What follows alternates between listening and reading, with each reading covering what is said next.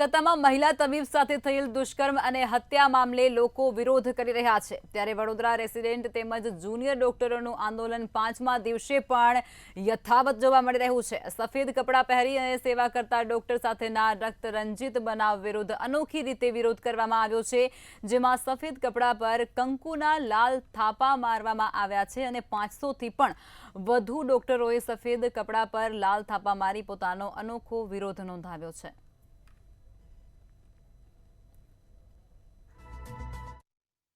Calcutta doctor સાથે દુષ્કર્મ અને હત્યાનો મામલો શાંત થવાનું નથી લઈ રહી વાત। મહત્વની બાબત છે, સયાજી હોસ્પિટલમાં 5મા દિવસે પણ આંદોલન ચાલુ છે। આપ જોઈ શકો છો, હાલ રેસિડેન્ટ ડોક્ટરો લાલ થાપા મારી રહ્યા છે અને પ્રદર્શિત કરી રહ્યા છે કે મહિલા ડોક્ટર સુરક્ષિત નથી, રક્ત રંજિત થઈ ગઈ છે। આ બાબતે આપણે ડોક્ટર સાથે વાત કરીશું। શું કહો છો, તમે 5મા દિવસે આંદોલન કરી રહ્યા છો અને લાલ થાપા મારી રહ્યા છે, લાલ થાપા મારવા પાછળનું કારણ શું છે?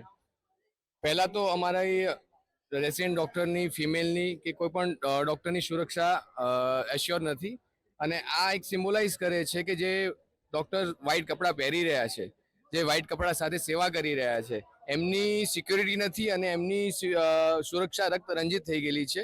એમના જેટલા જે હાથના થાપા માર્યા છે, આટલા એક એક થાપો એક ઇન્સિડન્સ જણાવે છે, એટલા અગણિત ઇન્સિડન્સો બનેલા છે હોસ્પિટલમાં અને આ પડદો કપડું હજુ નાનું પડી જાય તો બી ઇન્સિડન્સ પતે નથી, એટલા બધા ઇન્સિડન્સ થયેલા છે। એના પ્રતિક રૂપે છે કે ડોક્ટર્સની સિક્યોરિટી નથી અને એમની સિક્યોરિટીમાં મતલબ રક્તરંજિત હાથ પડેલા છે, લોહીથી રંગાયેલા છે। એટલે આપ જોઈ શકો છો કે સફેદ કપડાં પહેરી નાગરિકોની સેવા કરતા ડોક્ટરોની સુરક્ષા રક્ત રંજિત બની ચૂકે છે। ગુજરાત હોય કે દેશભરમાં ડોક્ટરો સુરક્ષિત નથી, એના પ્રતિક રૂપે અત્યારે થાપા મારવાનો કાર્યક્રમ રાખવામાં આવ્યો છે। કેમેરામેન કેતન સિંધે સાથે નિલેશ બ્રહ્મભટ્ટ, મંતવ્ય ન્યૂઝ, વડોદરા।